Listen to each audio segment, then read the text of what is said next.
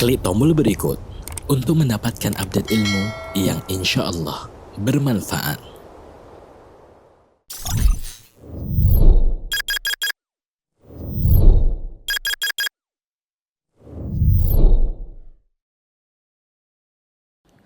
Assalamualaikum warahmatullahi wabarakatuh.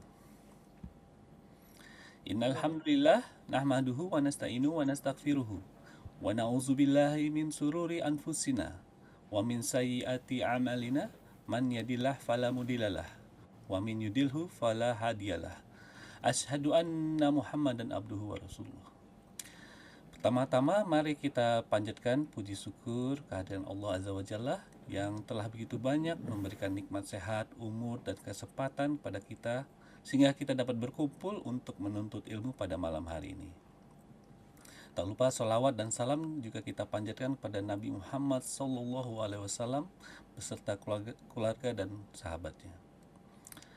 Ahlan wa salam Bapak Ibu Ikhwani Fillah rahimakumullah yang sudah bergabung ke dalam kajian online MTI Rasuna Epicentrum. Sesaat lagi kajian akan segera dimulai. Namun sebelum dimulai, kami menghimbau agar jamaah untuk tetap tenang selama kajian berlangsung. Kemudian untuk akhwat dilarang membuka kamera. Lalu apabila ada pertanyaan, dapat menuliskan di kolom chat di Zoom. Insya Allah akan kami bacakan. Dan kami pun menghimbau pada hadirin yang hadir saat ini untuk dapat memberikan dukungan dakwah pada hari ini dengan berinfak ke majelis Thalabul Ilmi. Nomor rekening ada di layar. Baiklah hadirin rahimakumullah, sebagaimana tertera pada undangan pengajian hari ini, temanya adalah menjaga keharmonisan rumah tangga di masa pandemi. Insya Allah kajian akan berlangsung selama 1,5 jam, dibimbing oleh Al-Ustaz Al-Fadil Dr. Syafiq Riza Basalama MA Hafizahullah Ta'ala. Baik, tanpa memperpanjang waktu, kami persilakan pada Al-Ustaz untuk memulai. Tafadhol maskur Ustaz. Jazakumullah khairan. Assalamualaikum warahmatullahi wabarakatuh. Alhamdulillah alladzi hadana lihada wa ma kunna linahtadiya laula an hadana Allah. Segala puji bagi Allah Jalla Jalaluh yang telah memberikan petunjuk kepada kita, membimbing kita untuk meniti jalan menuju ke surga. Di saat kita tahu 3/4 penduduk bumi ini tersesat. Mereka hidup tanpa bimbingan. Sedangkan Allah Azza wa Jalla memberikan petunjuk kepada kita untuk berada di atas Islam, dan kita tidak pernah berhenti untuk mengatakan ihdinas siratal mustaqim. Ihdinas siratal mustaqim. Yang kalau bukan petunjuk yang Allah berikan, maka kita tidak akan pernah merasakan indahnya agama Allah ini. Kita tidak akan pernah merasakan nikmatnya mentauhidkan Sang Pencipta.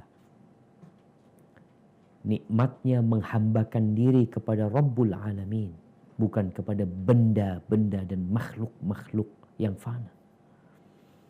Allahumma salli wa sallim ala nabiyina wa maulana Muhammadin wa ala alihi wa ashabihi ajma'in. Ya Allah, semoga salawat dan salam senantiasa Engkau curahkan untuk hamba kekasih-Mu, untuk baginda Nabi kita Muhammad alaihi salatu wassalam, untuk keluarga beliau, untuk istri-istri beliau, untuk putra-putri beliau, dan untuk seluruh sahabat Nabi. Semoga Allah meridhai kita bersama mereka. Amma ba'd, ahibati fillah.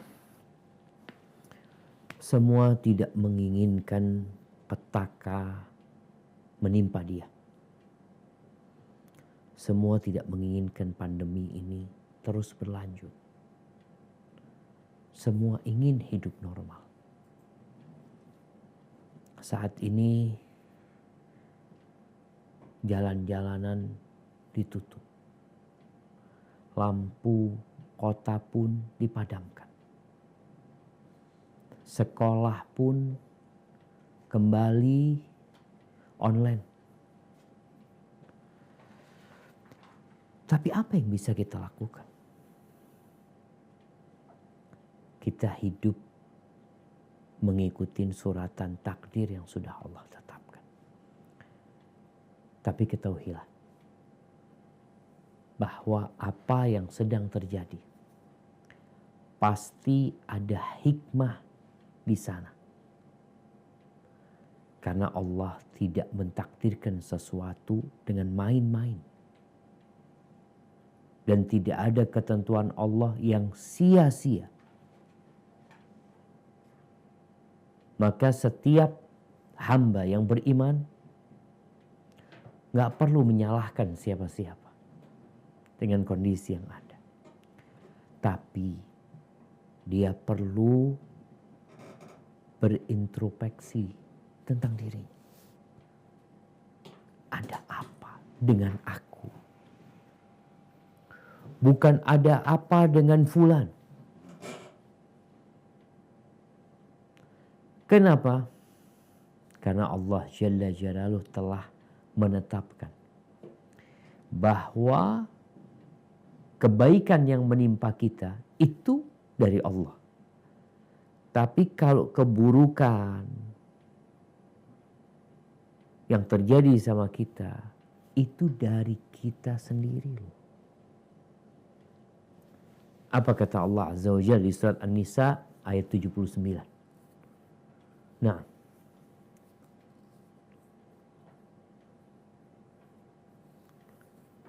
أعوذ بالله من الشيطان الرجيم ما أصابك من حسنة فمن الله وما أصابك من سيئة فمن نفسك وأرسلناك للناس رسولا وكفى بالله شهيدا. Yang artinya apa saja nikmat yang kamu peroleh adalah dari Allah, dan apa saja bencana yang menimpamu maka dari kesalahan dirimu sendiri. Kami mengutusmu menjadi rasul kepada segenap manusia, dan cukuplah Allah menjadi saksi. subhanallah, jelas-jelas Allah menerangkan kepada makhluk ciptaannya bahwa keburukan, musibah, bencana yang menimpa kita, kata Allah, famin nafsika, dari kamu, dari kamu. Kesalahanmu sendiri. Kita yang banyak salah, tapi kita lupa. Kita yang banyak berbuat dosa, tapi kita lengah. Kita yang sering berbuat nista, tapi kita sok suci. Allah tuh Maha Pengampun, Maha Pengasih, Maha Penyayang. Allah tidak mungkin membolimi hamba. Jadi keburukan yang menimpa kita sejatinya dari kita sendiri. Allah tegaskan, di mana maaf dia, rahmat dia meliputi segala sesuatu. Ketika dia memberikan musibah kepada hamba, agar hamba itu ingat sama Allah, kembali kepada Allah Azza wa Jalla. Makanya kalau bicara dalam kehidupan keluarga di masa pandemi ini, ya seharusnya semua orang menjadi lebih baik. Berintrospeksi dia, kenapa aku seperti ini ya? Dan sejatinya maaf Allah jauh lebih besar. Jadi kalau Allah mau kasih azab sama kita, kita binasa semuanya. Karena dosa-dosa kita. Tapi Allah maafkan. Di surat Asy-Syura ayat 30 Allah menegaskan hal ini. Apa kata Allah Azza wa Jalla?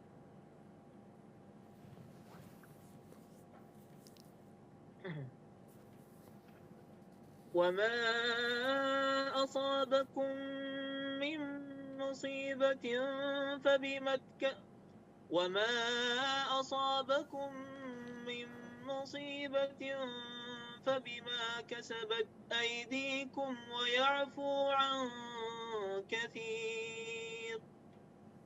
Yang artinya, dan apa saja musibah yang menimpa kamu, maka adalah disebabkan oleh perbuatan tanganmu sendiri. Dan Allah memaafkan sebagian besar dari kesalahan-kesalahanmu. Barakallahu fikum. Pandemi ini berdampak kepada kehidupan keluarga. Ada yang tambah harmonis, ada yang rumah tangganya tambah berantakan. Tapi yang jelas, sejak awal pandemi kita melihat banyak suami tinggal di rumah. Yang dulu kabur ya, merantau, nggak pulang-pulang. Berangkat pagi, pulang malam, sekarang suaminya nggak kemana-mana. Pandemi ini membuat banyak wanita juga tinggal di rumah. Pandemi ini membuat sebagian besar lelaki tidak dikenal. Karena ada masker yang menutupi wajahnya. Pandemi ini membuat wanita yang sering menfitnah laki-laki di jalanan, separuh fitnahnya tersembunyi. Dia tutupin wajahnya. Yang biasanya dia bersolek menor. Dengan lipstik yang menghiasi bibirnya. Sekarang ketutup semua. Pandemi ini membuat anak-anak harus tinggal di rumah bersama orang tuanya. Pandemi ini membuat ekonomi terjun bebas. Dan pandemi ini membuat sebagian orang-orang yang kita cintai pergi jauh dan tidak pernah kembali. Sebagian kehilangan istrinya. Sebagian kehilangan suaminya. Sebagian kehilangan orang tuanya. Sebagian kehilangan anak-anak yang dia cintai. Apa yang harus kita lakukan? Kita harus menghadapinya. Seorang muslim, seorang yang beriman itu kokoh dan tegar. Apapun yang terjadi. Maka di antara yang perlu dilakukan oleh pasutri, pasangan suami istri, dalam rangka menjaga keharmonisan atau mengembalikan keharmonisan di dalam rumah tangganya, maka mereka perlu bekerja sama. Ya, ringan sama dijinjing, berat sama dipikul. Udah kondisi kayak gini harus dihadapin bersama. Kita lihat bagaimana Khadijah radhiyallahu taala anha menguatkan hati suaminya. Tatkala dia turun dari Gua Hira dalam kondisi khawatir, takut. Nabi kita alaihi salatu wassalam, beliau mengatakan, zammiluni, zammiluni, selimuti aku, selimuti aku. Lihat apa yang dilakukan oleh sang istri dalam kondisi yang tidak normal. Maka sang istri langsung menyelimuti suami. Sabar sang istri, menunggu suaminya bercerita. Tidak diminta bercerita, tapi dia menanti suaminya bercerita tentang kondisi yang dialaminya.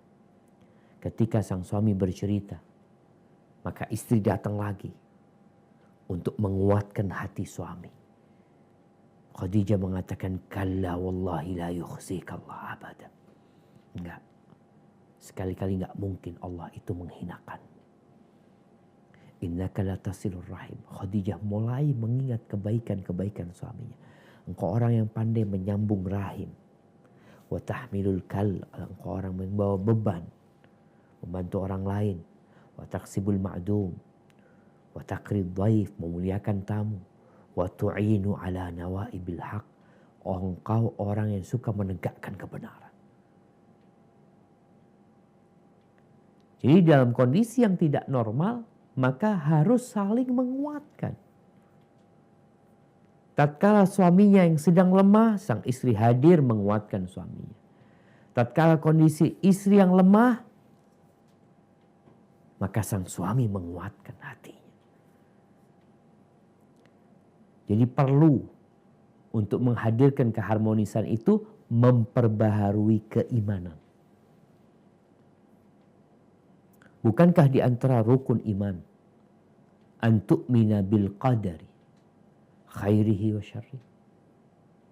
Engkau beriman dengan takdir yang baik dan yang buruk. Bagaimana menanamkan hal itu di keluarga kita sekarang? Ini udah takdir. Kita tidak menginginkan ini terjadi.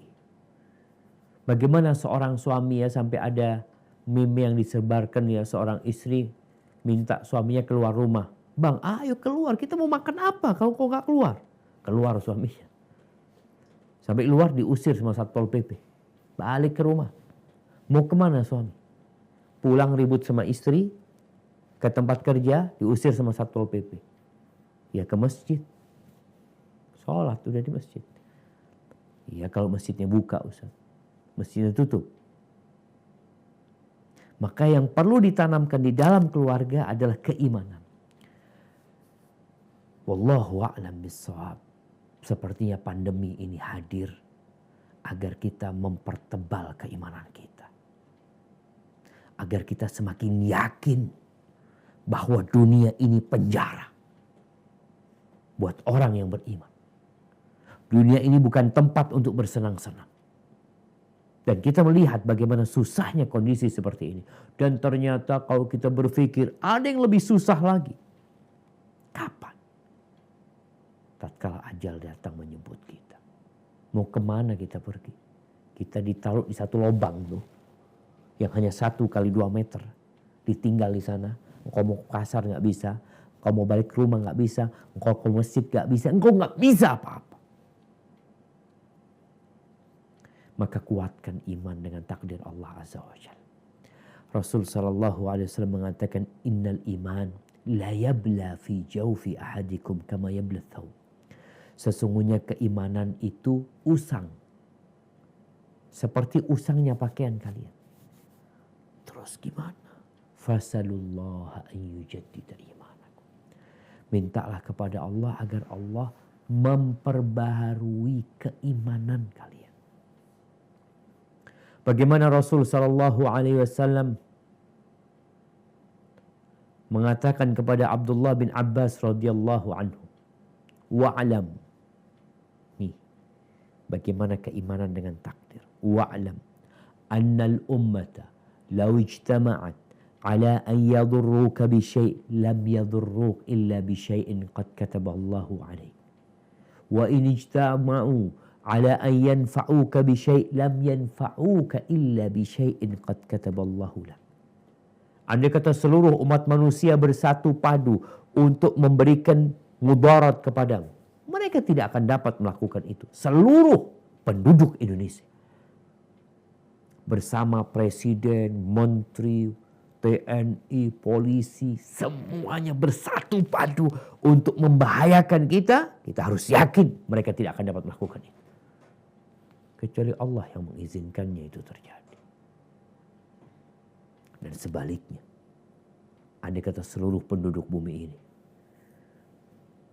bersatu padu untuk memberikan manfaat kepadamu, lam yanfa'u. Mereka nggak akan dapat memberikan manfaat kepadamu. Nggak bisa. Ini kondisi COVID sekarang, orang-orang yang dirawat di rumah sakit. Jangan terlalu berharap banyak kepada dokter. Dokter nggak bisa menyembuhkan. Terus siapa yang menyembuhkan? Apa kata Nabi Ibrahim? Allah firmankan, wa idza maridtu fahuwa yashfin. Kalau aku sakit, dia yang menyembuhkan aku. Nggak bisa.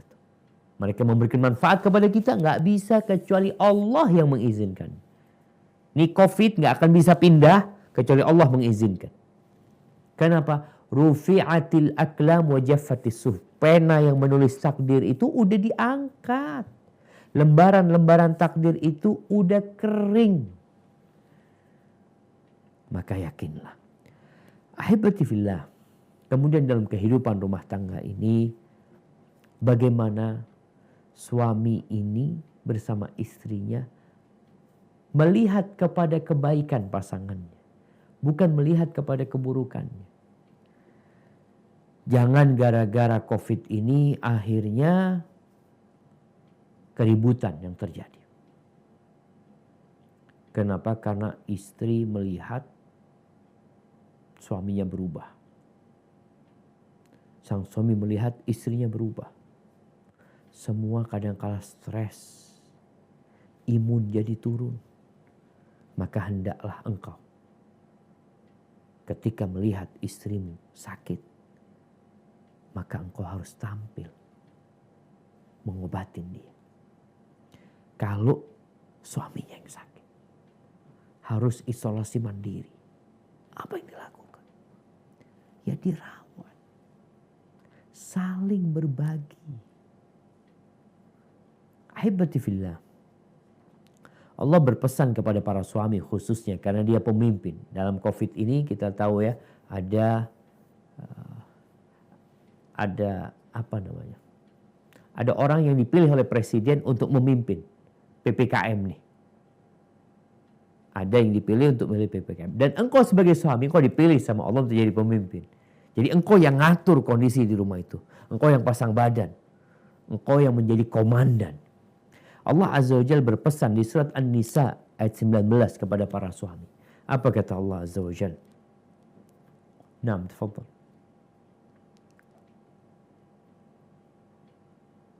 A'udzu billahi minasy syaithanir rajim.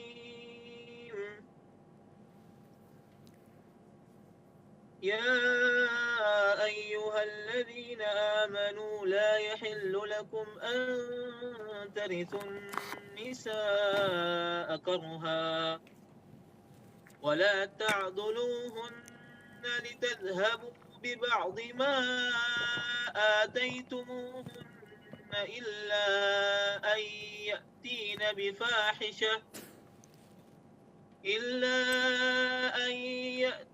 بفاحشة مبينة وعاشروهن بالمعروف فإن كرهتموهن فعسى أن تكرهوا شيئا ويجعل الله فيه خيرا كثيرا.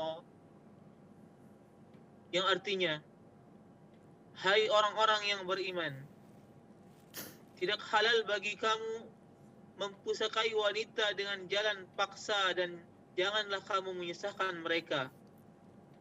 Dan janganlah kamu menyusahkan mereka karena hendak mengambil kembali sebagian dari apa yang telah kamu berikan kepadanya.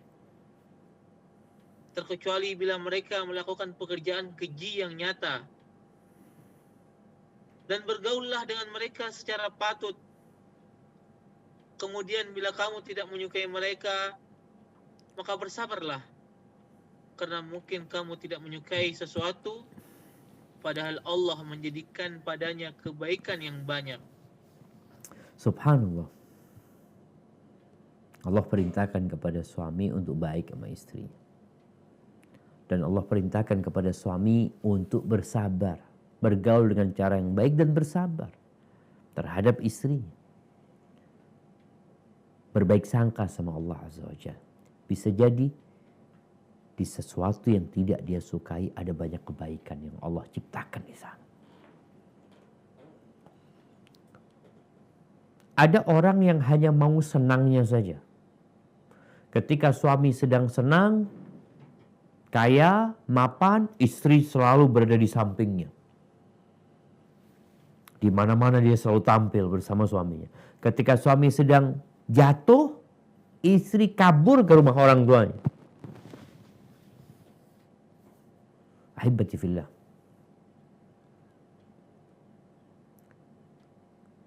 Tidak sedikit perceraian yang disebabkan masalah ekonomi. di masa pandemi ini. Sebagian melihat pasangan hidupnya tidak dapat diharapkan kembali. Apa sebenarnya yang harus dilakukan? Kalau bicara masalah ekonomi, kita lihat Rasul SAW bersama istrinya. Ketika tidak ada yang dapat dimakan hari itu, maka yang dilakukan Nabi SAW adalah berpuasa. Dan beliau juga mengajarkan kepada istri-istrinya untuk berpuasa. Ketika datang ke rumah istrinya tanya, ada yang bisa dimakan? Gak ada kecuali air. Kata Nabi SAW, "Idzan ana shaim." Kalau gitu hari ini aku puasa. Jadi sulitnya ekonomi seharusnya mengantarkan kita untuk lebih dekat sama Allah Azza wa Jalla dengan cara puasa. Ajarkan kepada istrinya, karena memang penghasilan kita sedikit ya, atau kita memang sedang di PHK, atau tempat kerja kita di lockdown, ditutup, nggak bisa kita ke sana. Puasa. Terus makan apa? Makan yang ada. Gaya hidupnya dirubah. Kalau selama ini kita itu hidup bukan untuk kebutuhan sebenarnya. Kita belanja bukan karena kebutuhan, tapi karena gaya hidup. Seharusnya di masa pandemi ini, ya orang nahan diri untuk tidak belanja. Kecuali yang dia butuhkan. Jadi ini kehidupan yang normal sebenarnya. Ketika engkau tidak membeli kecuali sesuatu yang kau butuhkan. Kebanyakan orang beli itu bukan karena butuh. Tapi karena mau, karena ingin. Sekarang karena butuh. Dan itu perlu diajarkan dalam keluarga kita. Dan ternyata setahun pandemi, bahkan setahun setengah pandemi terjadi, alhamdulillah survive kita, hidup. Dengan segala kesulitan yang ada, kita tetap bisa hidup ternyata. Innallaha huwa razzaq dzul quwwatil matin. Allah itu maha pemberi rezeki. Bagaimana cerita istri Nabi? Marra hilalun, thumma hilalun, thumma hilalun, walam yuqad fi baiti Rasulillah sallallahu alaihi wasallam. Berlalu rembulan. Datang rembulan selanjutnya. Kemudian datang hilal yang ketiga di rumah Nabi SAW. Kompornya tidak hidup. Hidup ternyata mereka, kompornya nggak hidup, mereka bisa hidup. Terus makan apa kalian? Kata Aisyah radhiyallahu taala anha, at-tamr wal ma' al-aswadan. Kurma sama air. Bisa hidup, bisa hidup. Bahkan Nabi SAW mengajarkan kepada kita gaya hidup sehat. Gaya hidup, pola hidup yang sehat. Dengan mengatur pola makan kita. Dan ini bisa kita praktekkan di masa pandemi ini. Gimana makan di rumah itu dengan pola yang sehat. Rasulullah SAW mengatakan, ma mala'a adamiyun wi'a'an syarran min batan. Tidaklah manusia mengisi wadah yang lebih buruk daripada perutnya. Nggak ada. Wadah yang lebih buruk dari perut itu nggak ada. Maka jangan diisi. Penuh-penuh tuh. Bihasab ibni Adam luqaimat yuqimna biha sulba. Cukup manusia itu makan beberapa suap makanan yang membuat punggungnya tegak. Cukup pokoknya makan, punggungnya tegak. Fa in kana fala budda la muhala. Tapi kalau dia harus makan, karena enak makanannya, karena dia suka makan, ya sudah diatur. Sepertiga buat makanan, thuluthun li ta'amihi. Sepertiga buat minum, sepertiga buat nafas. Dan ini bisa kita lakukan, bagaimana rumah tangga jadi harmonis, makannya bareng-bareng. Di masa pandemi ini, biasanya bapak makan malam di mana, makan siang di mana, anak makan siang di sekolah, bapaknya di tempat kerja, ibunya sama kawan-kawan arisannya umpamanya sekarang nggak ada semuanya. Bapaknya di rumah, anaknya di rumah, emaknya di rumah, makan bareng. apa adanya. Nggak harus mewah. Biasanya orang-orang kan kalau kepingin mengembalikan romantisme itu berangkat makan di warung, warungnya tutup. Terus gimana? Ya di rumah, dikembalikan tuh keharmonisan. Di rumah makan bareng. Makan apa adanya. Mau pakai tempe, makan pakai tempe. Mau pakai ceplok, makan pakai ceplok. Sampai anak lihat ya orang-orang di masa pandemi ini yang memang melarat ekonominya. Hari Senin katanya makan telur rebus. Hari Selasa makan telur mata sapi. Nanti hari Rebu makan telur. Semuanya telur. Alhamdulillah. Alhamdulillah. Ada yang tempe. Ada yang cuma ikan asin.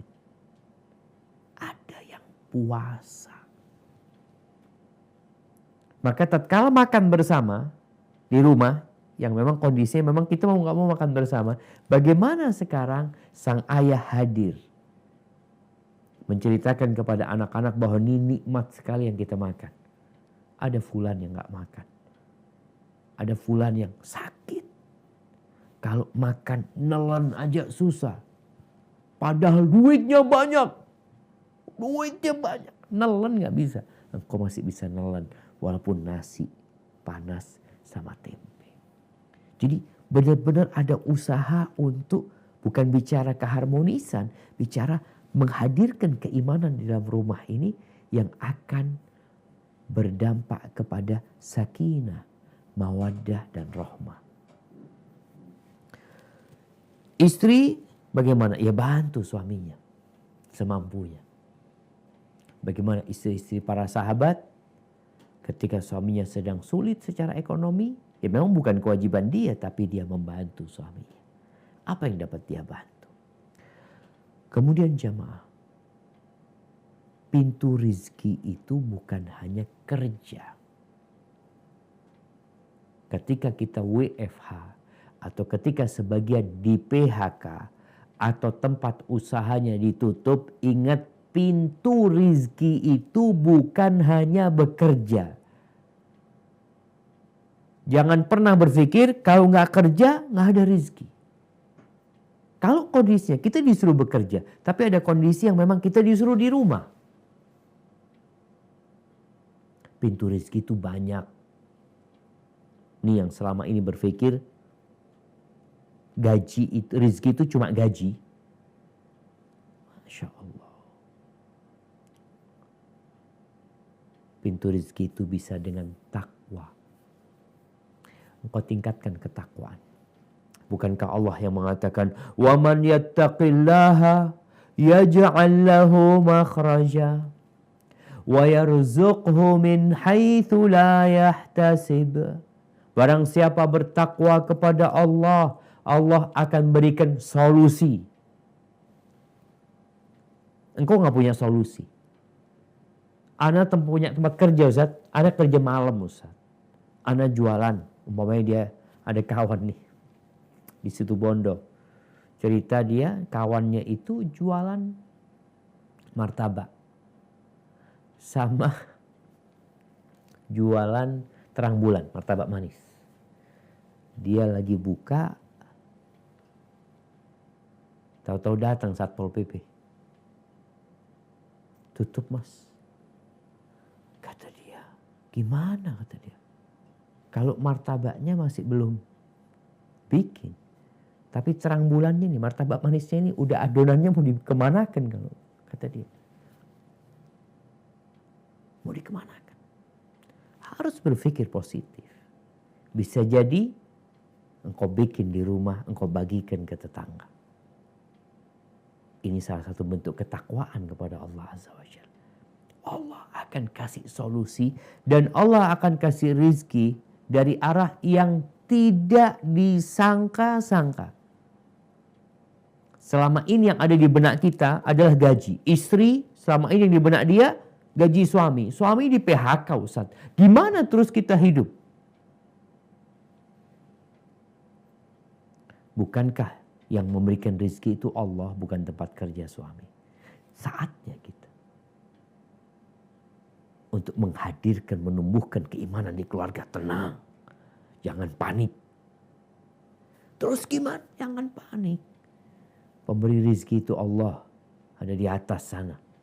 Dia kalau mau kasih rizki tinggal kun fayakun, selesai. Allah akan kasih rizki dari arah yang tidak disangka-sangka. Pintu rizki itu tawakal. Yakin. Menyerahkan kepada Allah Azza wa Jalla. Loh, kita ini gak punya apa-apa loh. Kulkas kita kosong, beras gak punya. Kata Nabi SAW, "Lau annakum tawakkaluna ala Allahi haqqa tawakkulihi la razaqakum kama yarzuqut tayr." Kalau kalian benar-benar tawakal, maka Allah akan kasih rezeki kepada kalian seperti Allah ngasih rezeki burung. Burung nih binatang yang harmonis ya, kita lihat ya. Yang setia. Karena memang sarangnya cukup buat dia sama suami istri. Kadang-kala gantian dia di sana. Bagaimana Allah memberikan rezeki kepada burung. Burung itu gak punya kulkas. Gak punya ATM. Gak punya tabungan. Burung itu ya juga gak punya usaha. Pernah lihat usahanya burung? Jualan apa? Gak ada. Nabi SAW mengatakan burung tuh pagi hari keluar lapar, sore hari kembali dalam kondisi kenyang.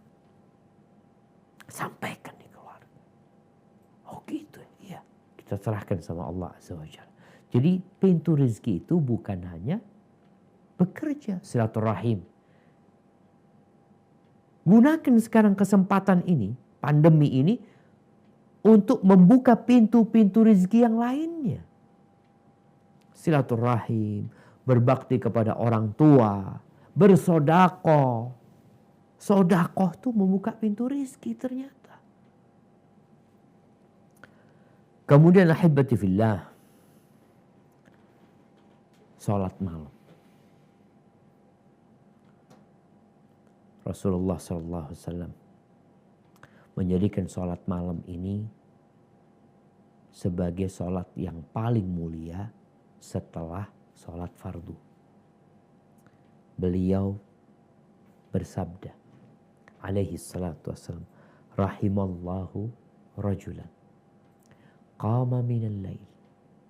Allah merahmati seorang suami yang bangun di malam hari. Fasallah, kemudian dia salat. Bukan nonton bola, salat. Selesai dia salat, dia bangunkan istrinya. Kalau istrinya gak mau bangun, dipercikan air supaya istrinya bangun. Wa rahimallahu imra'atan. Dan Allah merahmati seorang istri. Qamat minal lail fasallat. Dia bangun di malam hari, dia salat. Selesai salat, dia bangunkan suami. Kalau suaminya gak mau bangun, dipercikan air. Atau kalau sekarang dibikinkan kopi atau apa, Nabi SAW menyebutkan dipercikan air. Kemudian mereka sholat. Itu dapat rahmat dari Allah SWT. Kondisi pandemi menjadi kondisi yang paling ideal untuk sholat malam. Kita gak kemana-mana. Tapi kesempatan sholat malam itu terbuka buat kita. Kenapa? Sholat malamnya di rumah kan? Di rumah. Gak kemana-mana kita. Kemudian ngaji bersama. Baca zikir pagi petang bersama. Pagi hari bangun yuk baca. Bapak atau ibunya. Nanti sang bapak ngaji tadarus sama anak-anaknya. Sama istrinya. Yang selama ini bapaknya merasa aduh sibuk karena pulangnya malam. Gimana mau tadarus ba'dal maghrib. Sekarang ba'dal maghrib kau di rumah. Ba'da subuh di rumah. Yang sebelumnya engkau sebelum subuh udah berangkat kerja kadang-kala. Sekarang kau di rumah. Tumbuhkan keharmonisan ini. Kemudian menghindari konflik. Karena kebersamaan yang panjang ini menyebabkan konflik biasanya. Kebersamaan itu berdampak kepada gesekan. Anda tuh kalau di rumah, pagi hari Ana di rumah, istri Ana itu agak gerah sama Ana. Karena dia mau bersih-bersih, mau ini itu, ada suaminya nggak enak. Karena suaminya biasa berangkat kerja. Entah apakah ini terjadi dengan rumah tangga yang lain, wallahu a'lam. Tapi biasanya Ana pindah. Kita WFH. Tapi Ana karena dekat kampus, Ana juga punya kunci kantor, Ana ngantor sendirian. Ada yang bisa seperti, tapi ada yang nggak bisa, di rumah terus. Sang istri ngelihat suaminya sampai bosan. Sang suami mandang-mandang istrinya, jenuh juga dia sama istri. Apa yang harus dilakukan? Ingat, setan akan berusaha membuat dua insan ini yang dahulunya mereka telah berjanji untuk hidup bersama, bagaimana mereka ribut dan berpisah. Dan kita tahu perceraian ini termasuk yang paling disukain oleh iblis. Rasulullah SAW bercerita bahwasanya iblis itu punya singgasana dia di lautan sana, kemudian dia kirim pasukan-pasukannya, lalu mereka pada laporan. Kalau yang laporan mengatakan maziltu bi fulan hatta talaqa mar'ata. Aku terus godain fulan sampai akhirnya dia menceraikan istrinya. Apa kata iblis? Anta. Kok hebat. Didekatkan. Maka di masa pandemi ini, kebersamaan itu yang terkadang menyebabkan konflik harus dihindari. Apa yang harus dilakukan? Ingat pesan Nabi SAW. Tatkala datang seorang meminta wasiat kepada Rasul SAW. Dia mengatakan, ausini. Qal sallallahu alaihi wasallam, la taghdab. Jangan marah. Jangan marah. Faraddada miraran. Orang ini ngulangin lagi, ausini, berilah wasiat aku ya Rasulullah, kasih wasiat lagi aku ya Rasulullah. Qala la taghdab, jangan marah. Satu wasiat Nabi SAW, jangan marah. Di hadis yang lainnya Rasul SAW mengatakan la taghdab walakal jannah, kau jangan marah, kau masuk surga. Jadi suami istri harus saling nahan. Mungkin sang istri merasa, Ustaz, anak nggak salah Ustaz. Suami anak marah-marah. Sang suami mengatakan, ya Allah, hanya masalah sepele ini, bini teriak-teriak Ustaz. Sampai tetangga dengar semuanya.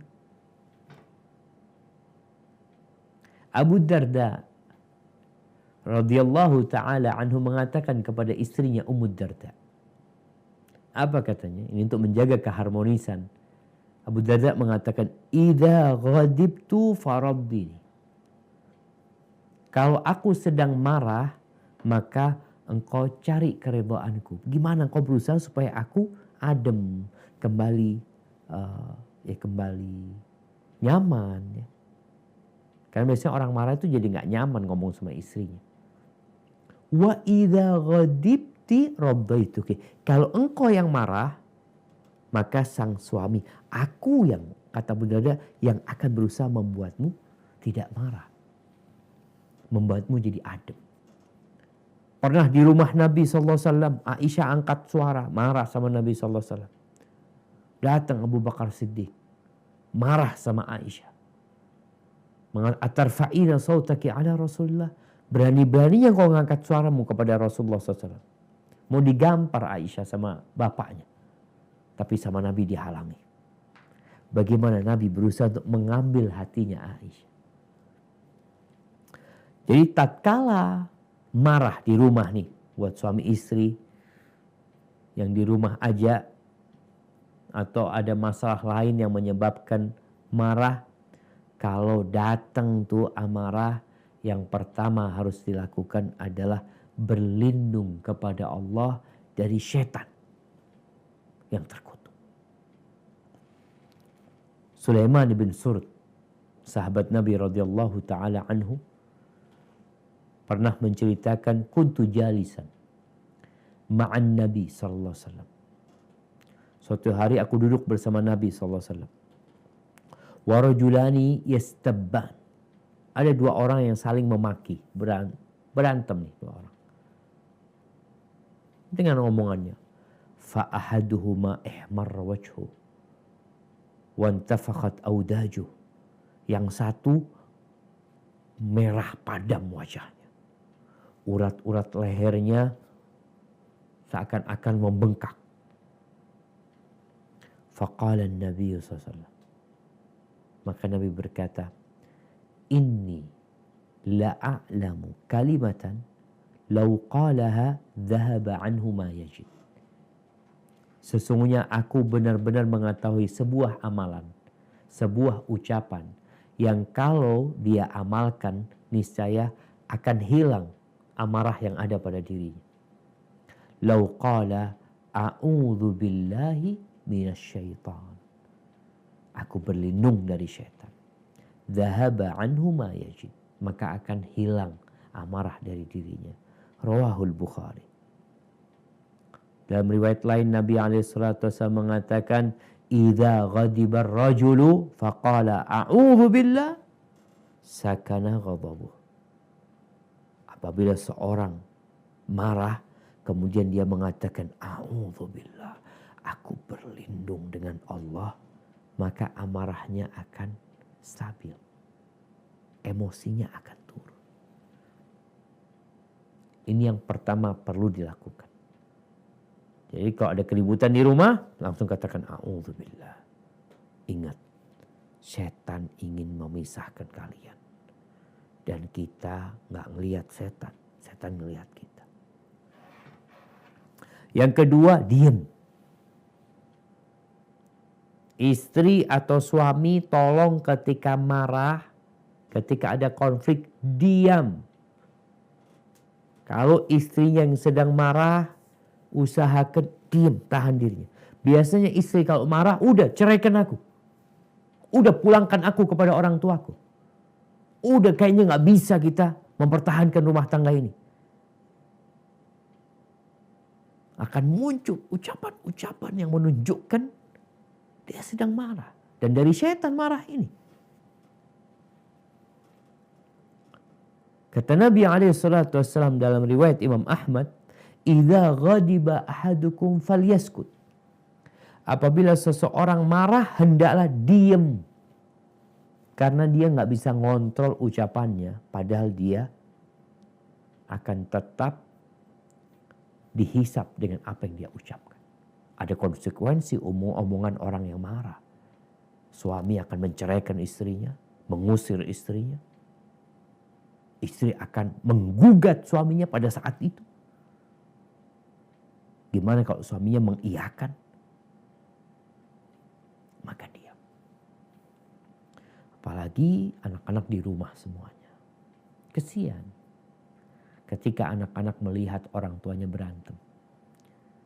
Hendaklah kalau ada amarah, diam. Gak perlu membela diri. Anak gak salah, diam. Fulannya marah, minta maaf. Suami yang marah, sang istri datang, anak minta maaf. Istri yang sedang marah, suami datang, minta maaf.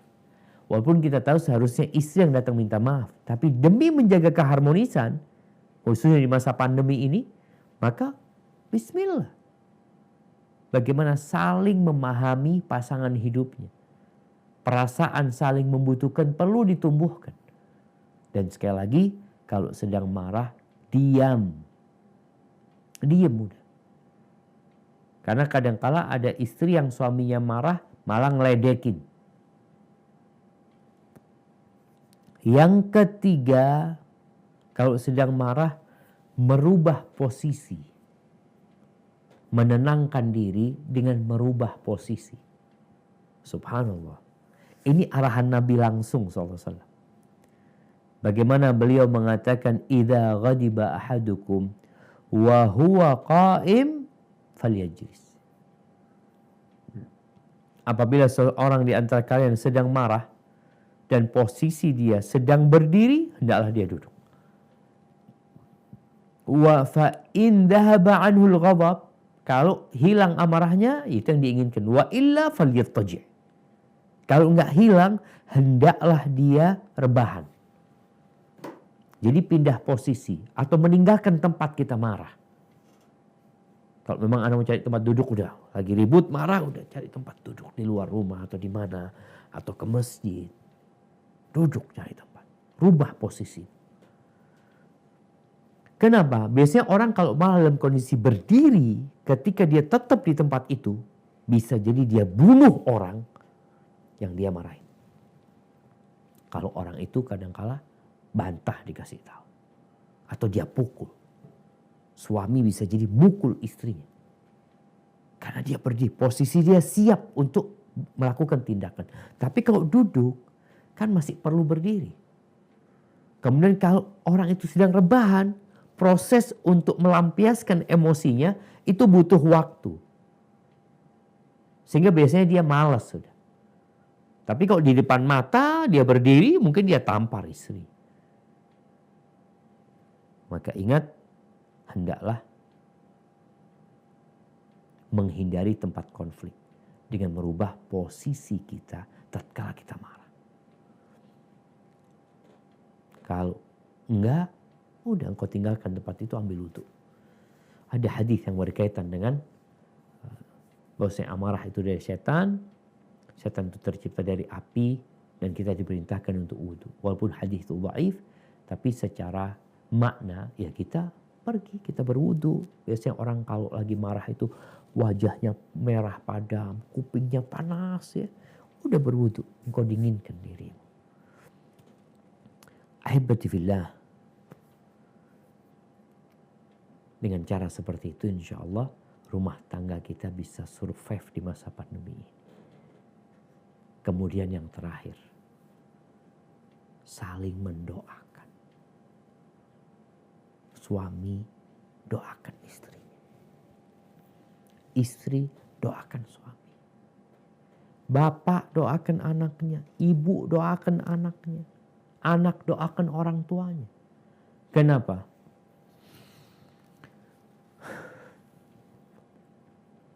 Kata Rasul sallallahu alaihi wasallam, la yaruddul qadha illa ad-du'a wa la yazidu fil umri illa al-bir.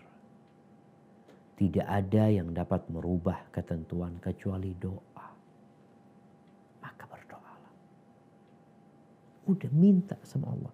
Allah janji mengabulkan doa. Ud'uni astajib lakum. Kenapa terus kita nggak berdoa? Maka mohonlah kepada Allah Azza wa Jalla.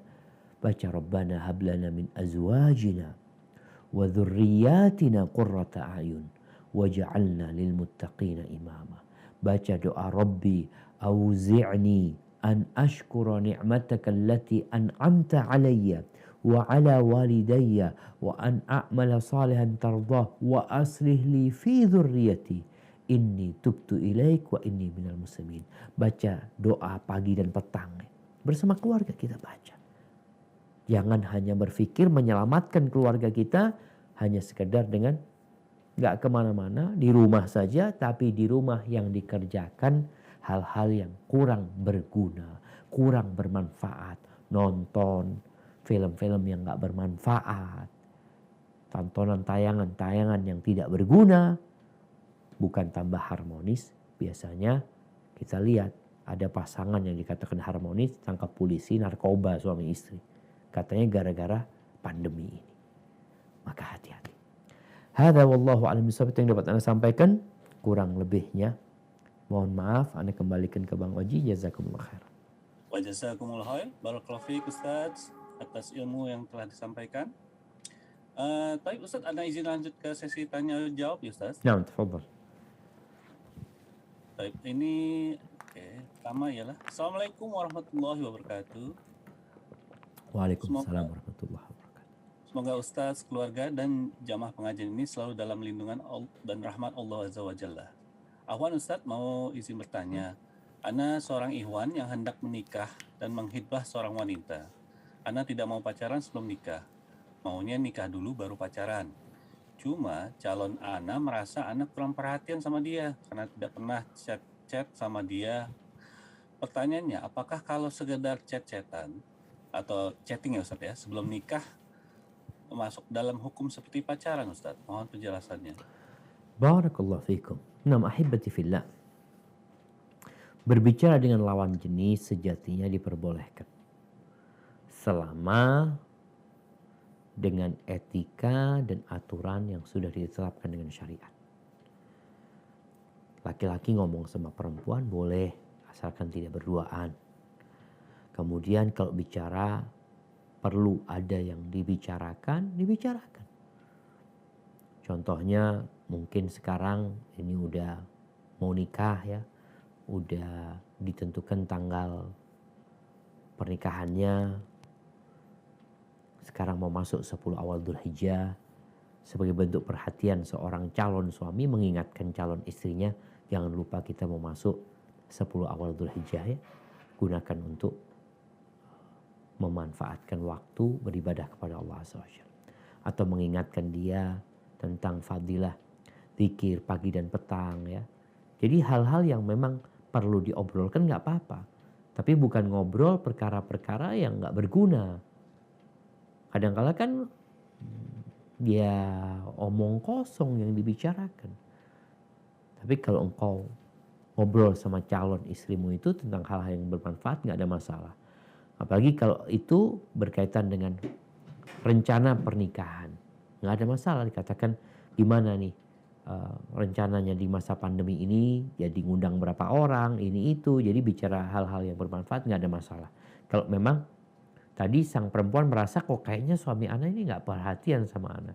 Bisa jadi memang dia belum paham tentang bagaimana proses pernikahan dalam agama kita. Sehingga dia masih ingin sebelum nikah itu ada PDKT dari pihak istrinya. Padahal sebenarnya nggak perlu seperti itu.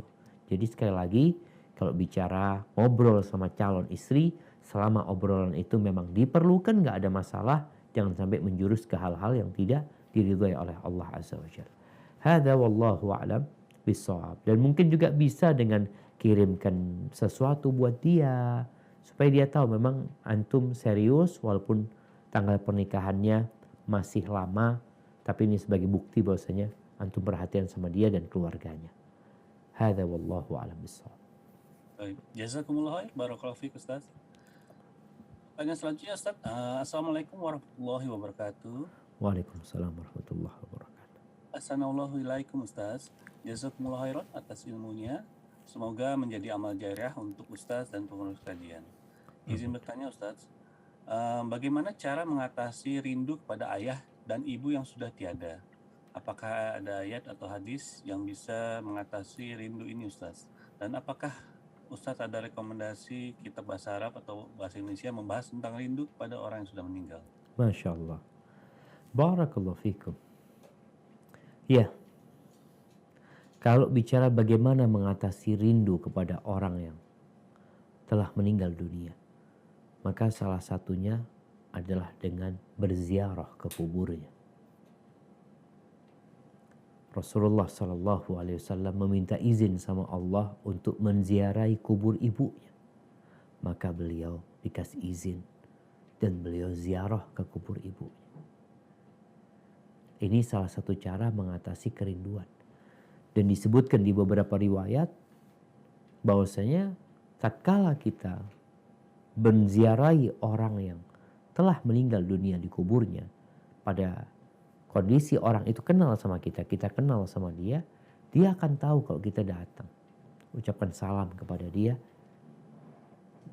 Sebagaimana yang disyariatkan ketika ziarah kubur, Assalamualaikum ya ahlad diyar. Atau kita mengatakan Assalamualaikum ya abi warahmatullahi wabarakatuh. Kemudian kita doakan mereka, ini untuk mengatasi kerinduan. Yang kedua adalah berbuat baik kepada orang-orang yang dicintai oleh ayah dan bunda kita. Rasulullah SAW subhanallah, bagaimana beliau rindunya sama Khadijah. Sehingga tatkala beliau nyembelih seekor kambing, beliau bagi-bagi kepada sahib-sahibnya Khadijah. Sampai pernah suatu hari Nabi SAW lagi di rumah, tahu-tahu ada saudaranya Khadijah, saudarinya Khadijah kalau nggak salah. Minta izin untuk masuk ke rumah Nabi SAW. Nabi ketika dengar suaranya, ingat suaranya Khadijah. Sallallahu alaihi wasallam. Maka dengan cara kita berbuat baik kepada umpamanya kepada bibi kita, saudara-saudara dan saudari, ibu kita, saudara-saudari bapak kita, ini termasuk dalam rangka mengobati kerinduan itu. Kenapa kita diperintahkan untuk menjaga silaturahim? Di situ juga ada obat kerinduan. Kita ngelihat paman kita, oh jadi ingat sama abah ana gitu loh.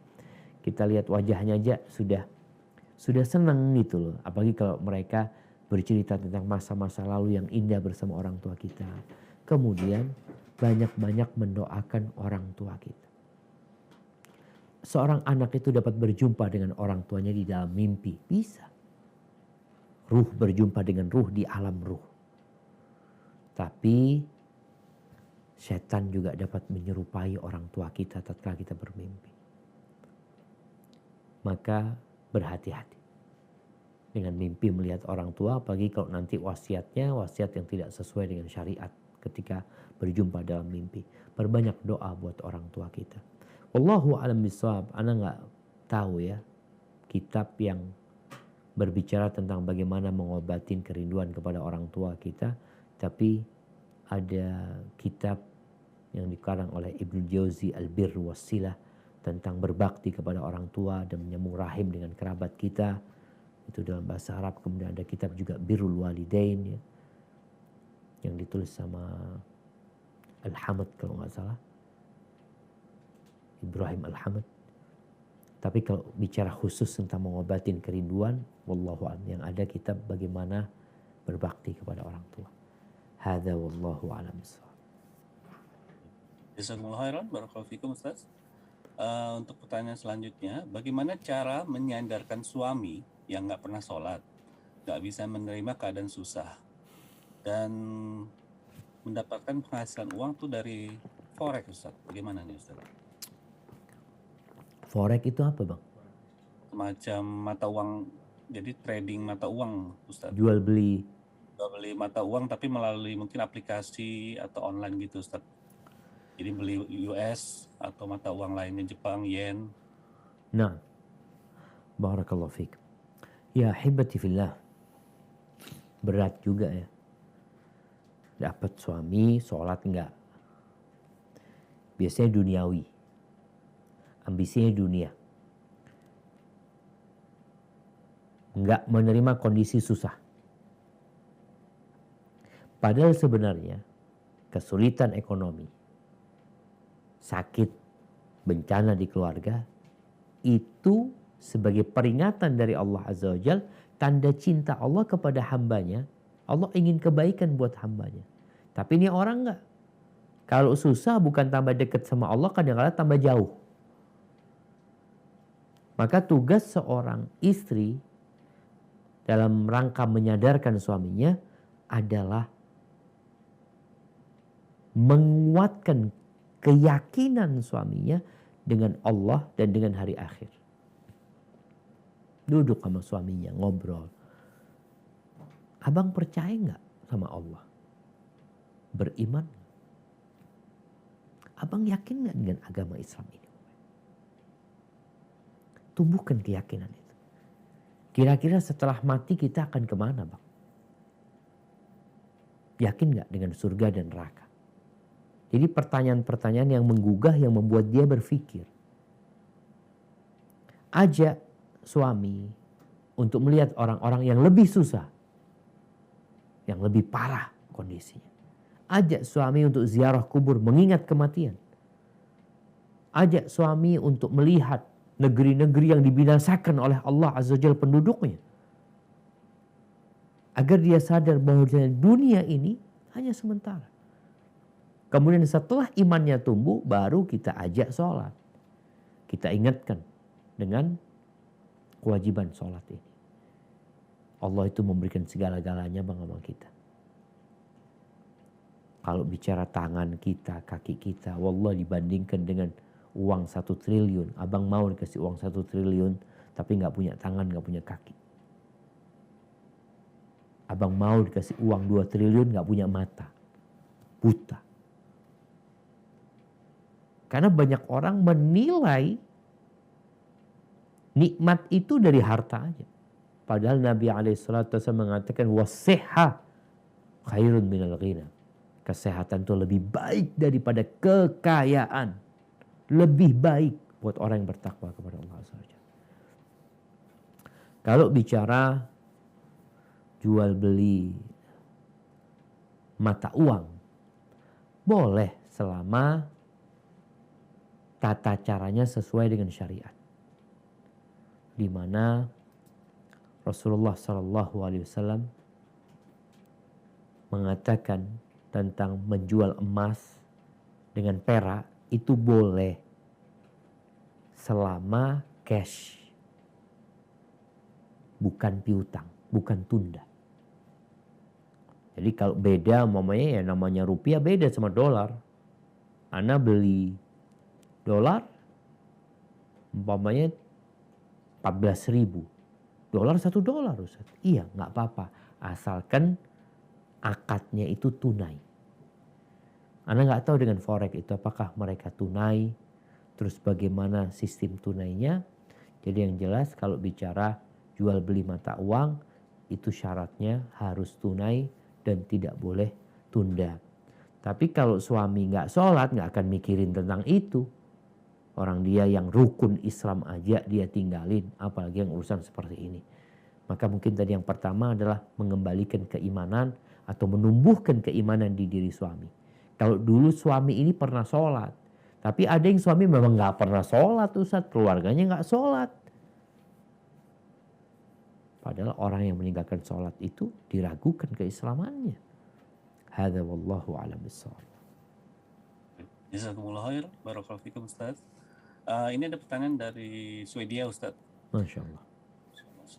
Ana sebagai istri yang bodoh ilmu yang membawa suami ke Islam. Dalam keseharian semenjak belajar sunnah selalu banyak ujian demi mengajak keluarga ke Islam yang sebenarnya. Apakah ada doa atau kaidah kiat spesial yang perlu disampaikan kepada anak dan suami dalam membina rumah tangga menuju sakinah mawaddah warahmah sehingga nanti tidak ada bantah-bantahan di hari hisab kelak? Jazakallahu khair Ustaz. Masya Allah. Jadi suaminya masuk Islam lewat dia gitu Bang. Iya, dia Mu'alaf dengan suaminya. mu'alaf suaminya. Nah. Alhamdulillah jamaah. Rasulullah SAW mengatakan la yahdiyallahu bika rajulan. Allah memberikan hidayah kepada seseorang lewat engkau. Khairun laka min humrin na'am. Itu lebih baik daripada onta merah, daripada harta yang paling dibanggakan oleh bangsa Arab pada waktu itu. Sekarang pun tetap seperti itu. Jadi kalau ada orang masuk Islam lewat jalan kita, itu subhanallah lebih baik daripada harta yang paling mahal yang ada di muka bumi ini. Cuma sekarang bagaimana tugas istri membimbing suaminya kepada Islam yang benar. Karena banyak yang sekedar Islam tapi sholat enggak, ibadah enggak. Bahkan sebagian tetap ke gereja kadangkala. Padahal katanya udah Islam. Maka tugas itu dikatakan berat ya berat. Kalau bicara doa, terus berdoa. Memintakan hidayah buat keluarganya. Memintakan hidayah buat suaminya. Sebut nama suaminya. Mintakan petunjuk. Nabi SAW pernah mendoakan ibundanya Abu Hurairah. Allahumma hdi umma Abi Hurairah. Sebutkan namanya. Allah berikan hidayah kepada fulan, suamiku. Berikan hidayah kepada putra putriku. Baca doa Rabbana hablana min azwajina wa dhurriyyatina qurrata a'yun waj'alna lil muttaqina imam. Kemudian perlu kita itu mendalami Islam dari sumbernya, bukan katanya. Mungkin perlu bikin program di rumah membaca Al-Qur'anul Karim dengan tafsirnya. Ya udah, istri beli tafsir Ibnu Katsir umpamanya, ada yang mukhtasar. Baca bareng umpamanya kita tentukan tiap hari kita baca satu surat pendek. Hari ini mulai Al-Fatihah. Sampaikan kepada mereka supaya apa? Supaya tenang kita hidupnya. Ini lo obat lo. Quran ini datang sebagai hudan, petunjuk. Sebagai rahmat, kasih sayang. Sebagai syifa, penyembuh. Maka sampaikan kepada mereka supaya kita tenang hidupnya dengan membaca Al-Quran ini. Baca Al-Fatihah dengan tafsirnya.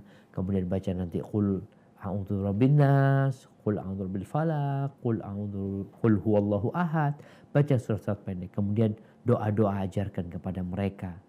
Kalau mungkin cerita. Orang-orang itu bisa senang dengan cerita. Ceritakan tentang Nabi Muhammad SAW. Siapa sih Nabi Muhammad alaihi salatu wassalam? Karena banyak di antara kita nggak kenal sama Nabi alaihi salatu wassalam. Kemudian perlu lingkungan. Setelah kita berusaha di rumah, karena semuanya bermula dari rumah, kita perlu lingkungan. Suami mungkin perlu lingkungan orang-orang yang udah Islamnya benar. Anak-anak juga perlu lingkungan, kawan-kawan yang Islamnya udah benar. Soalnya kalau enggak, apalagi dikatakan hidup di Swedia. Anak kemarin beberapa waktu yang lalu ya, tentang bagaimana seorang ibu yang punya anak, akhirnya anaknya berpacaran dengan non-muslim dan dia mau pindah agama. Dia mau pindah agama. Kan dalam pandangan dia enak kata dia. Nggak ada sholat, nggak ada ini, nggak ada itu. Lingkungan ini berbahaya. Bagaimana kisah orang yang membunuh 99 orang plus 1 orang hanya jadi 100. Kenapa? Karena lingkungan. Dikatakan kampungmu itu kampung buruk. Pindah engkau. Makanya di sini syariatkan hijrah. Tatkala memang lingkungannya nggak mendukung. Tapi gimana faktor ekonomi? Kalau engkau bisa bertahan, mempertahankan keimananmu, ahlan wa sahlan. Tapi kalau enggak, engkau mau mengorbankan agamamu demi urusan perut. Padahal bumi Allah ini luas. Hadza wallahu a'lam bishawab. Jazakumullah khairan. Barakallahu fiik Ustaz. Ana izin bacakan pertanyaan dari YouTube MTI Epicentre Masuna. Ustaz, Ana ingin bertanya, lebih dahulu manakah nafkah kepada orang tua suami atau nafkah istri anak? Jika suami beri orang tua lebih besar dan dibandingkan dengan istri, apakah ridho hukumnya apa? Apakah saya berdosa sebagai istri? Ini istri bertanya Ustaz ya. Nah, iya. Jadi kalau bicara memberikan nafkah, Allah Azza wa Jalla berfirman di dalam Al-Quranul Karim, Yas'alunaka madza yunfiqun. Mereka bertanya apa dan kepada siapa mereka berinfak, memberikan nafkah. Qul ma anfaqtum min khairin falil walidain. Katakan, apa yang kalian infakkan dari harta itu, maka yang paling berhak adalah kedua orang tua. Wal aqrabin. Kemudian kerabat. Jadi memang anak itu punya kewajiban memberikan nafkah kepada orang tuanya yang tidak mampu. Tapi kalau orang tua sudah mampu ya dia yang diberikan bukan nafkah, bisa jadi hadiah buat orang tuanya. Adapun istri dia juga punya kewajiban. Ketika dia menikah dia sudah bayar tuh mahar. Dari awal sudah ada kesepakatan. Kemudian termasuk kewajiban suami adalah memberikan sandang, pangan, papan kepada istri dan anak-anak. Kalau berapa besarannya, maka tidak ada ketentuan. Namun Allah Azza wa Jalla memberikan aturan yang fair. Apa kata Allah Azza wa Jalla? Yunfiq dzu sa'atin min sa'ati. Hendaklah orang itu memberikan nafkah sesuai dengan keluasan rezekinya. Kalau luas rezekinya ya kasih banyak. Wa man qudira alaihi rizquhu falyunfiq mimma ataahu Allah. Yang rezekinya disempitkan hendaklah dia memberikan sesuai dengan yang dia mampu gitu loh. Jadi istri nggak nuntut lebih, suami juga nggak boleh bakhil. Kalau memang dia banyak ya kasih banyak. Kasih sedikit.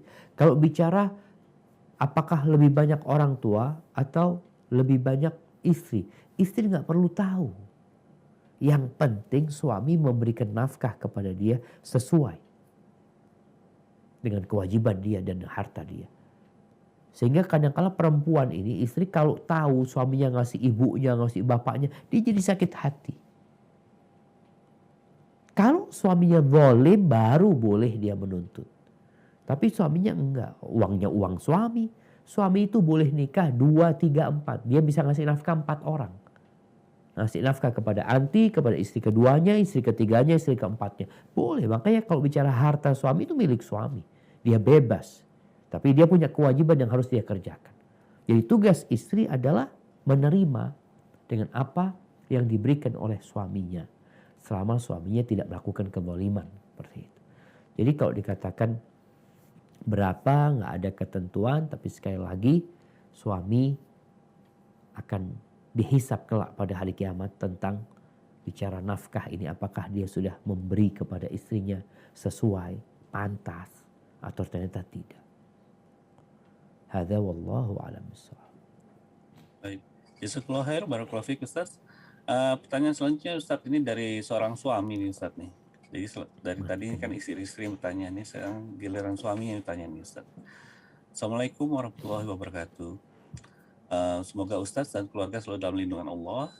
Izin bertanya Ustaz, saya sudah menikah dengan wanita yang lebih tua 9 tahun dari saya. Pertanyaannya, apa yang harus saya lakukan ketika istri saya memasuki masa menopause?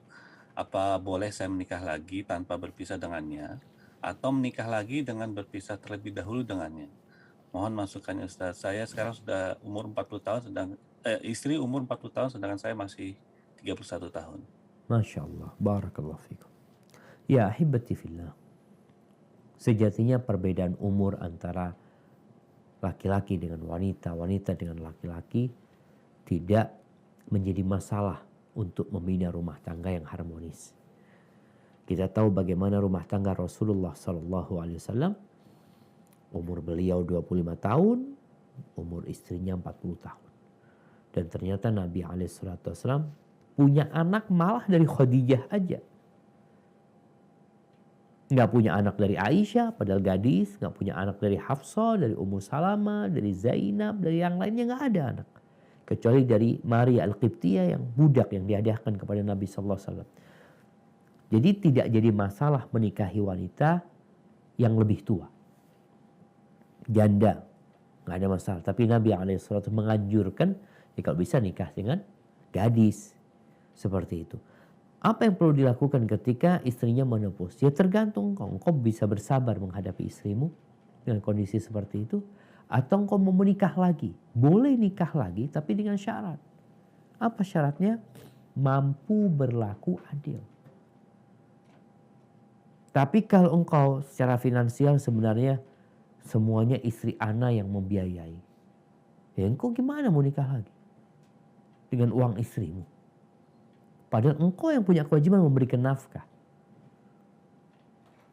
Kecuali sang istri dikatakan udah nggak apa-apa pakai duit anda kalau engkau mau menikah lagi, tafadhol. Tapi seorang suami ya harga dirinya harus ya kemana gitu loh. Jadi kalau dia mampu, sang suami mampu untuk nikah lagi, silahkan nikah lagi dengan catatan dia mampu berlaku adil, dia mampu memberikan nafkah kepada istri pertama dan istri keduanya. Atau kalau dia nggak mampu, Ustaz, kayaknya anak nggak mampu Ustaz, untuk nikah lagi. Terus gimana? Ya bercerai, nggak apa-apa. Allah Azza wa Jalla mengatakan wa in aradtum istibdala zaujin makana zaujin.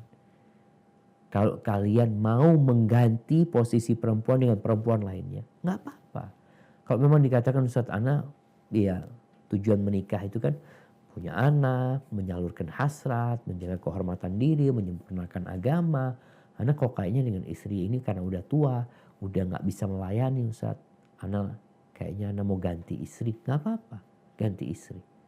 Tapi kadang-kadang istri ngomong, udah nggak usah, engkau nggak usah ceraikan aku. Engkau nikah silahkan, engkau mau datang ke rumahku kapan, tafadhol. Ada istri yang seperti itu. Seperti ceritanya istri Nabi yang bernama Saudah radhiyallahu taala anha. Udah tua renta. 60 tahun umurnya sudah kira-kira.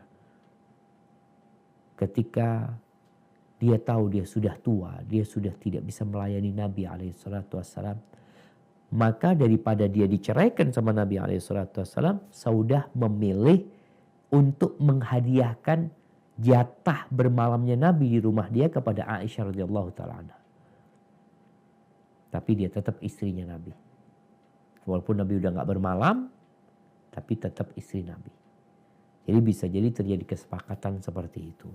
Namun kalau engkau nggak mampu berlaku adil, maka ganti istri nggak ada masalah. Tapi kalau engkau mampu berlaku adil, silahkan. Hadza wallahu a'lam bishawab. Baik. Jazakallahu khair, barakallahu fiik Ustaz. Pertanyaan selanjutnya Ustaz. Bagaimana menghadapi suami yang sudah 4 kali selingkuh dan terakhir ia izin untuk poligami dengan teman perempuannya? Karena ini sudah bukan yang pertama kalinya, saya pernah mengajukan cerai, tapi akhirnya batal. Dan baru-baru ini saja beliau melakukan lagi, Ustaz. Mohon nasihatnya, Ustaz. Na'udzubillah min dzalik. Ahibati fillah, tidak ada alasan buat seorang laki-laki untuk berzina. Nggak ada alasan. Oh, istrinya sakit, istrinya tidak melayani, dia nafsunya tinggi, kemudian dia berzina. Nggak ada alasan. Terus gimana Pak Ustaz? Allah sudah membolehkan bagi dia untuk nikah 1, untuk nikah 2, 3, 4. Fankihu ma taba lakum minan nisa mathna wa thulatha wa ruba'. Allah udah kasih izin gitu. Terus kenapa engkau berzina? Bagaimana sikap istri menghadapi suami seperti ini? Jadi memang laki-laki nih kalau dikasih pilihan antara menikah, berpoligami sama berzina, kalau dia nggak beriman ya, dia memilih berzina. Karena berzina itu tanggung jawabnya dalam bayangan dia udah berzina selesai. Tapi kalau nikah, ribut sama orang tuanya, ribut sama orang tua istri pertama, wah ada banyak tanggung jawab yang harus dia pikirkan. Jadi kadang-kadang perempuan ini berpikir, suami nikah lagi itu maunya dia, enaknya dia. Dia mikir jangan. Kalau bicara berzina, dia berzina, na'udzubillah dosa dan itu dosa besar. Tapi selesai pikiran dia. Nggak selesai, aku punya uang 100 juta, bisa dengan 100 wanita dia berzina, na'udzubillah min dzalik. Tapi ketika poligami, dia memang berat. Tapi itu jalan surga. Kalau dikasih 2 pilihan, engkau berzina sama poligami, tentunya poligami pilihannya. Tapi berat Ustaz. Repot nanti sama istri, anak-anak lagi. Tapi itu syariat Allah Azza wa Jalla. Jadi nggak ada alasan buat berzina tatkala Allah membolehkan suami untuk menikah lebih dari 1. Terus gimana dengan suami yang selingkuh, na'udzubillah, dimaafkan sama istri, mamanya selingkuh lagi, terakhir mau poligami. Maka seharusnya kau sampaikan kepada suamimu, kalau memang kau sudah nggak kuat dengan selingkuhnya, bukan poligami. Poligaminya halal dia, nggak dosa. Tapi kalau engkau sudah melihat orang ini memang nggak bertobat kepada Allah Azza wa Jalla, tidak memperbaiki dirinya, maka engkau punya hak untuk menggugat cerai. Jadi bukan karena poligaminya, tapi karena selingkuhnya. Kemudian jemaah, orang kalau tidak menundukkan pandangan, orang kalau tidak menjaga dirinya dari perzinaan, dia mau punya istri 4 tetap berzina. Karena masalahnya masalah iman. Masalahnya adalah mata kita. Sampai dikatakan kalau seorang lelaki itu melihat 1000 perempuan telanjang di depan dia. Lalu ada satu perempuan yang pakai baju. Dia akan berpikir perempuan ini berbeda dengan yang 1000 itu. Maka kembali kepada istri. Kalau memang dia bertobat kepada Allah, dia ingin memperbaiki dirinya, dia benar-benar menikah sesuai dengan agama, yang dia pilih wanita baik-baik, bukan pezina yang sama dengan dia. Tapi biasanya memang pezina nikahnya sama pezina. Maka engkau punya alasan untuk menggugat cerai suami, bukan karena poligaminya, tapi karena perzinaan dia. Hadza wallahu a'lam bishawab. Jazakumullah khair, barakallahu fikum Ustaz.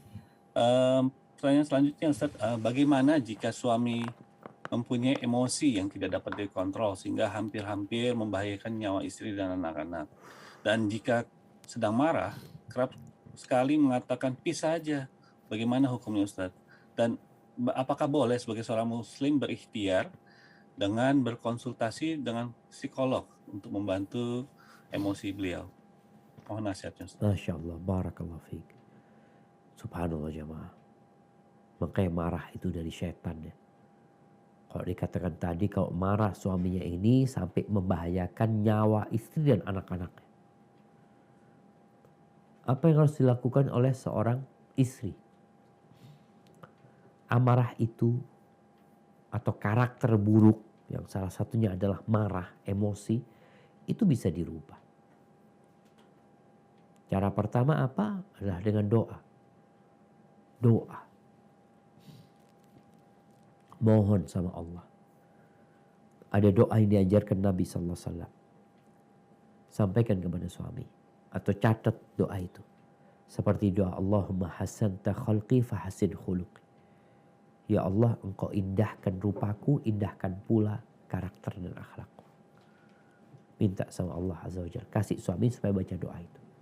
Yang kedua doa, Allahumma hdini li asal akhlak. Ya Allah, tunjukkan kepada aku akhlak yang paling baik. Fa innahu la yahdi li ahsaniha illa anta. Enggak ada yang bisa menunjukkan ke akhlak yang paling baik kecuali engkau. Wasrif anni sayyi'ah, dan palingkan aku dari akhlak buruk. Enggak ada yang bisa memalingkan kecuali engkau. Jadi doa ini termasuk jalan pintas untuk merubah karakter seseorang.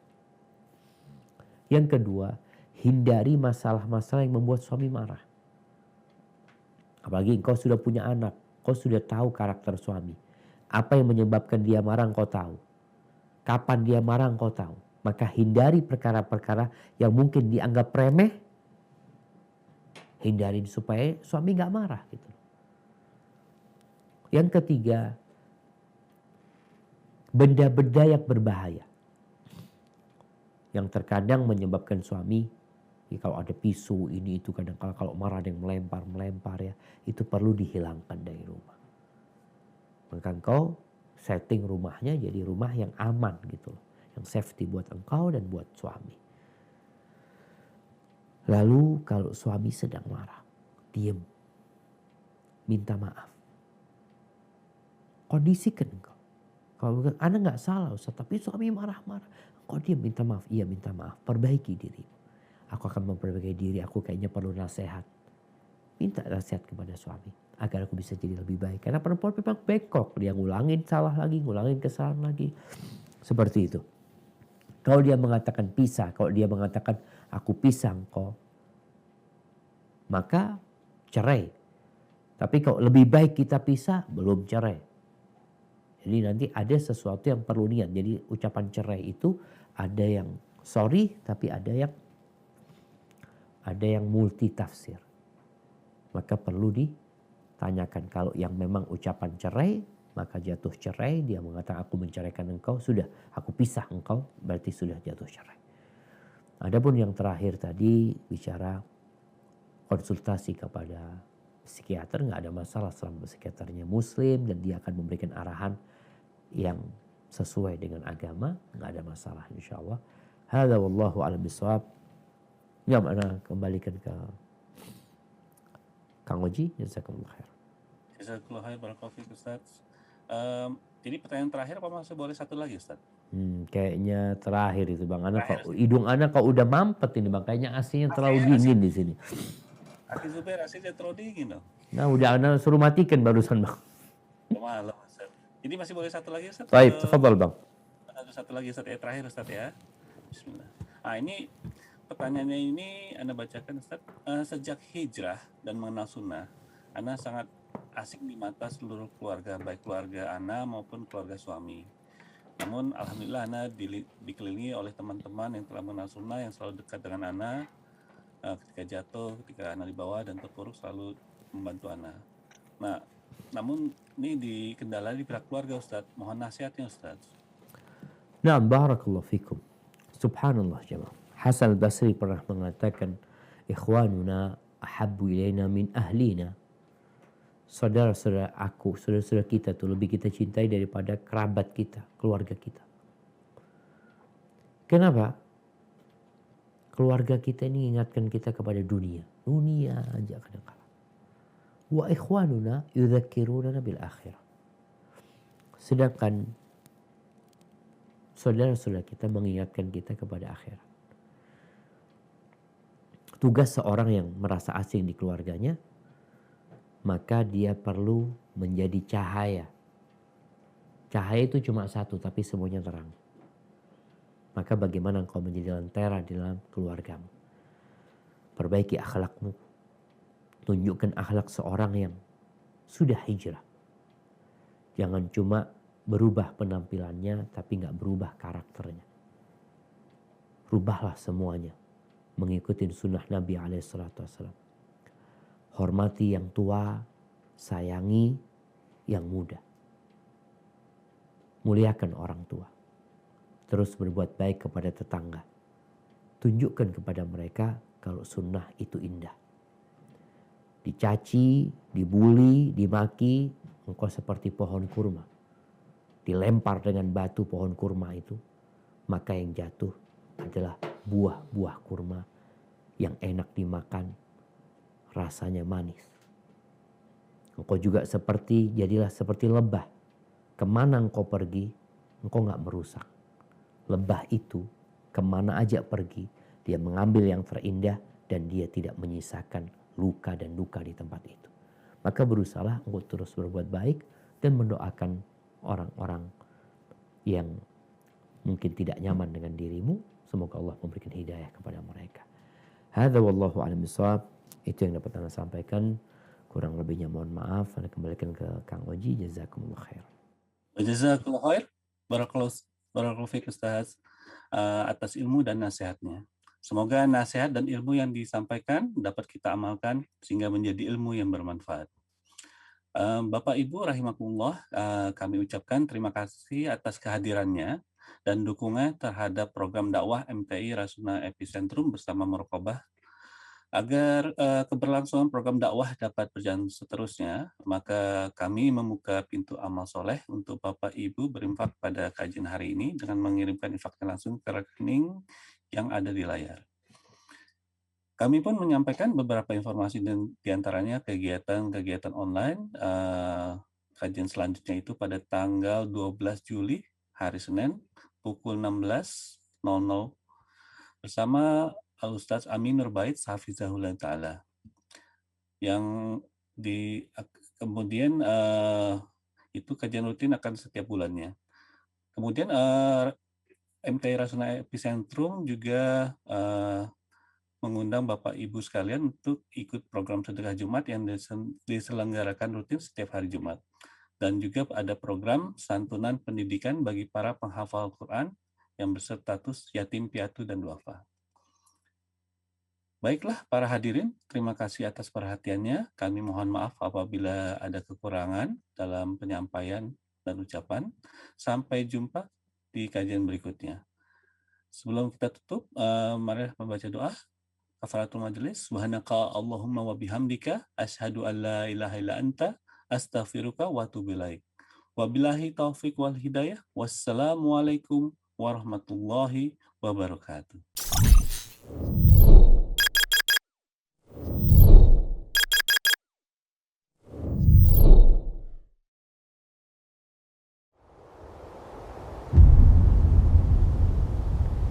Klik tombol berikut untuk mendapatkan update ilmu yang insya Allah bermanfaat.